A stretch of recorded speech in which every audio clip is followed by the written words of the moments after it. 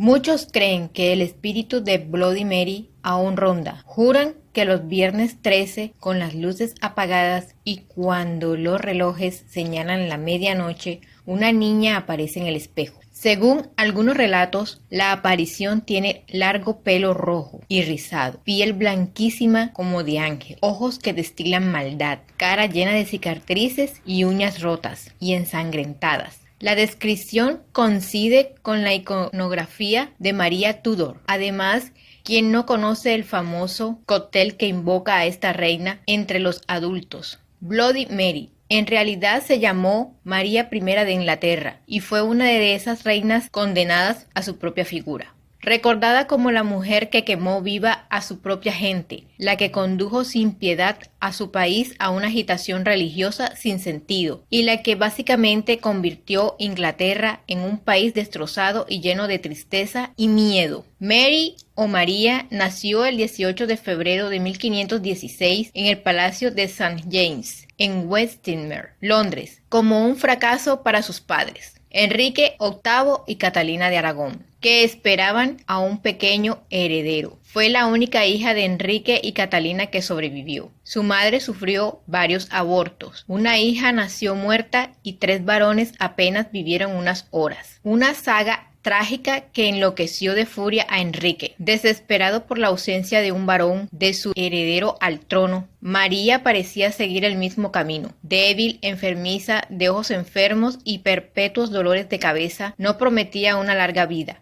Sin embargo, salió adelante, bendecida además por una inteligencia precoz y educada en idiomas, ciencias, música y hasta virtuosa en el dominio del clavecín, pequeño instrumento de teclas y cuerdas. Sus maestros, Luis Vives, Tomás Moro, Erasmo de Rotterdam. No obstante, María Tudor sobrevivió a su propia condición. Fue querida por Enrique. Le donó un castillo en Ludlow con toda su corte cuando tenía 9 años y llegó a nombrarla princesa de Gales, pero también la usó para negociaciones políticas y económicas. A sus 2 años, su padre la prometió al hijo del rey Francisco I de Francia, moneda de cambio, pero el trato fue cancelado 3 años después. Lo mismo sucedió a través del Tratado de Windsor. María debía casarse con su primo, Carlos V, de 22 años, otro trueque político que fracasó, siempre con María manipulada por su padre. La burbuja explotó cuando su padre se enamoró de Ana Bolena. Intentó la anulación del matrimonio de Catalina, pero el Papa Clemente VII lo rechazó de plano. Inútil resistencia. El rey en 1533 se casó en secreto con Ana Bolena, rompió relaciones con la Iglesia Católica, se apropió de todos sus bienes, de conventos y se proclamó como cabeza de iglesia anglicana. Mary tenía 16 años cuando fue declarada ilegítima por su propio padre. Degradada por este, sustituyó su título de princesa por apenas el trato de Lady Mary. Ana Bolena no dudaba en decir en tono alto que estaría más que complacida si aquella joven rebelde y su madre fueran ejecutadas, pero como eso no podía ocurrir de inmediato, quitarle todos sus títulos y situarla al servicio de su nueva hermana Elizabeth no sonaba nada mal. Mary fue apartada de la línea de sucesión al trono. Su puesto lo ocupó la hija de Ana Bolena, la futura reina Isabel I. Mientras tanto, la alejaron de su madre, a la que Enrique VIII mandó al exilio. Con semejante sacudida mental, la joven se negaba a reconocer la validez del divorcio de sus padres y el estatus de su padre como cabeza de nueva iglesia de Inglaterra. Catalina de Aragón murió de cáncer en 1536 y tampoco la dejaron asistir a su funeral. Enrique confinó a Mary en Hatfield House, en Hertfordshire. Defenestrada y humillada, Mary fue en adelante una despiadada máquina de odio y de venganza. Ya llegaría su momento. Y no tardó. Enrique ordenó decapitar a Ana Bolena por adulterio, sexo y traición. Cargos falsos. Sufrió un aborto y Enrique la condenó al ver fracasada una vez más la llegada de un hijo varón. Poco después se casó con Jane Seymour, la tercera esposa, que promovió una reconciliación entre padre e hija, o algo así. Pero la joven no solo veía su figura, el margen de la corona en la que había nacido, el margen vaciado, desprendido. También tuvo que seguir aguantando los intereses de su padre, con 3 madrastras más, ya que Jane murió en el parto dando a luz el varón esperado a Enrique, el futuro Eduardo VI. Aferrada al catolicismo en la que había crecido, vio como otros de sus hermanos por parte de padre, Eduardo VI subía al trono como reformador protestante. Eduardo VI murió tuberculoso a los 15 años en 1553. Se ofreció la corona a una prima protestante, Lady Jane Grey, de nuevo excluyendo a las siguientes en la línea de sucesora, Mary,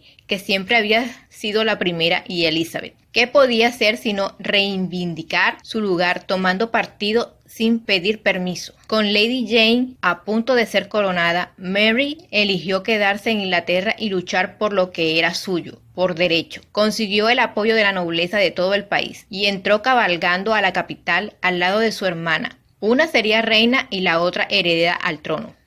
María Tudor asumió el trono como María I de Inglaterra, jurando que su reino volvería a ser católico, la religión de su madre. Se abrió paso sin voluntad de un rey, padre, hermano o esposo. María cabalgaba consigo misma ya en el poder, convirtiéndose a los 37 años en la primera reina inglesa en llevar la corona sin un hombre que la sujetara. Un año después se casó con el príncipe Felipe II, hijo del poderoso Carlos I de España y quinto del Sacro Imperio Romano Germánico. Y en 1555, colérica, endemoniada, desplegó una brutal persecución contra aquellos que, por la ruptura de Enrique VIII con Roma y la religión católica, adoptaron los cánones de la Iglesia anglicana. Su reinado comenzó con la orden de ejecución de Lady Jane. Para que ella pudiera ser reina, tenía que rodar cabezas. Este no sería el único episodio sangriento. Mary tuvo que demostrar durante sus 5 años en el trono que no había exigido su lugar en balde. Hubo sangre, sudor y lágrimas. Sí, pero su autoridad desmedida, sus órdenes contra la población y sus ideas déspotas no fueron menos que las de otros reyes, incluyendo su propio padre. La nueva reina tuvo como prioridad implantar el catolicismo por encima de todo, haciendo lo que fuese necesario en contra de la iglesia de su padre. Durante el primer año de su reinado, muchos protestantes destacados huyeron al extranjero, pero los que se quedaron atrás persistieron en proclamar públicamente sus creencias. Se convirtieron en blanco de leyes de herejía que conllevaban un castigo brutal, morir quemados en la hoguera. La siniestra Torre de Londres volvió a saturarse de prisioneros, como en los días del cisma. Decenas de clérigos que habían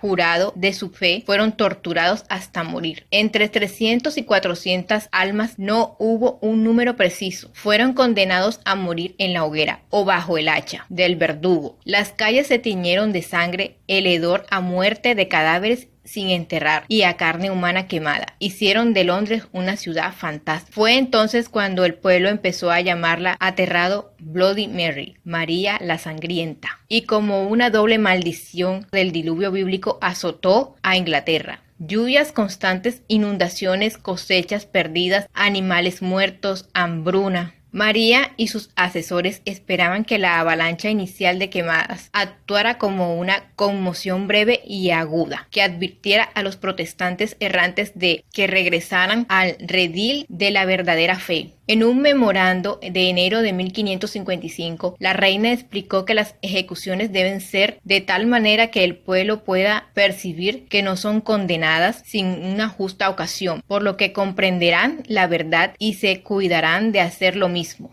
Pero Mary había subestimado enormemente la tenacidad de los protestantes y su disposición a morir por la causa.